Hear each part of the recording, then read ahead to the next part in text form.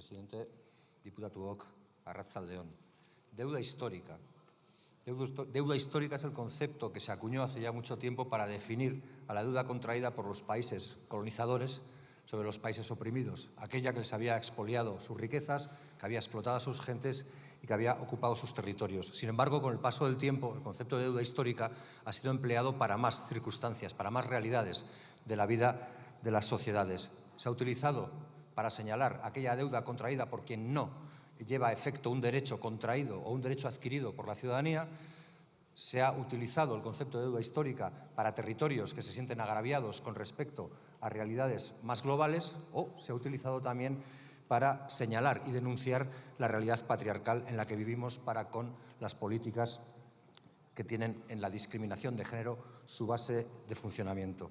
Y no se me ocurre mejor concepto para hablar de este punto que el de deuda histórica, porque creo sinceramente que es una deuda histórica la que tenemos contraída con todos y todas las víctimas del amianto, porque se cuentan por decenas de miles, por cientos de miles, si no por millones, dado que el amianto, por desgracia, está presente en el conjunto de nuestra cotidianidad, está presente en todos los lugares en los que vivimos, estudiamos, nos relacionamos y pasamos nuestra vida.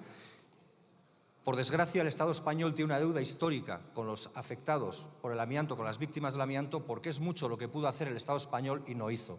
Porque son muchas las veces que en el Estado español diferentes gobiernos miraron para otro lado, fueron diletantes para no hacer lo que podían hacer con el conocimiento que ya tenían sobre los peligros del amianto. Por eso se tardó tanto en prohibir el amianto en el Estado español. Primero el amianto azul, luego el marrón y finalmente el blanco. Tuvimos que esperar hasta el 2002 para que se prohibiera la utilización y comercialización del mismo.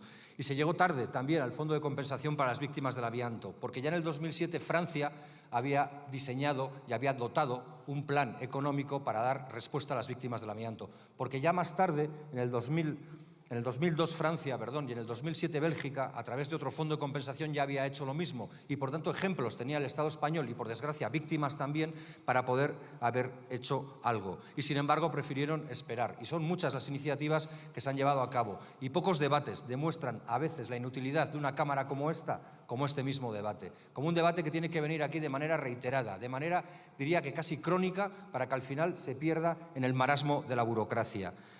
Fue en el 2015 el Parlamento Vasco quien impulsó este debate con una práctica unanimidad de sus grupos parlamentarios. Vinieron aquí, lo defendieron, fue admitida a trámite, cayó la legislatura, volvió a ser admitida a trámite, conseguimos aprobar una ley para la compensación de las víctimas del amianto. Nuestro propio grupo parlamentario, en una negociación presupuestaria, consiguió que se dotara con una cantidad concreta, 25 millones de euros para los presupuestos generales del Estado del 2002. Conseguimos, posteriormente, que se hablara de la necesidad de elaborar el Real Decreto para generar el reglamento que diera lugar a esto. Y ya digo, ejemplos hay, no hace falta irse muy lejos, Francia o Bélgica pueden inspirar. Y pese a todo, seguimos esperando. En febrero hicimos una pregunta a la ministra y nos dijo que articular ese reglamento era un ejercicio costoso, que tenía puesta mucha gente en ello y, sin embargo, seguimos esperando. Y somos conscientes de que junto a este grupo lo han acompañado otros muchos grupos con preguntas diferentes, iniciativas recurrentes en diferentes cámaras, ya sea el Senado o parlamentos autonómicos. Por tanto, lo que toca es hacer.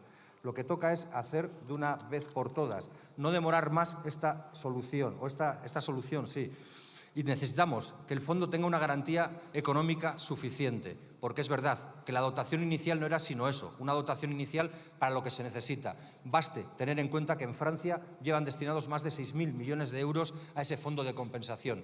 Y tiene que hacer el Estado español frente a ese fondo de compensación, porque toda la responsabilidad no es de las empresas, porque hubo una connivencia del Estado español para con el silenciamiento de la perniciosidad del amianto y del beneficio de algunas empresas que fabricaban materiales con el mismo.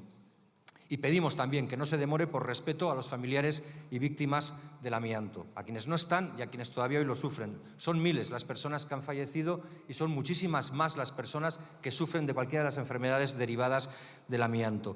Y creemos, sinceramente, que no hay que quedarse ahí, porque hay que desamiantar toda la realidad que nos invade, porque se dice que más del 30-40% del parque inmobiliario del Estado español está trazado de amianto, porque probablemente la práctica totalidad de los edificios construidos antes de 1980, y no son pocos, y son mayoría en los barrios obreros, están también llenos de amianto. Por tanto, este no tiene que ser sino el primer paso para que, por una vez podamos dar pasos concretos que nos acerquen a la ciudadanía.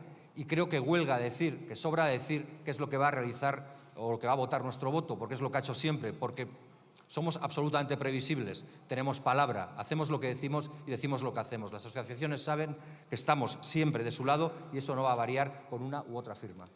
Gracias.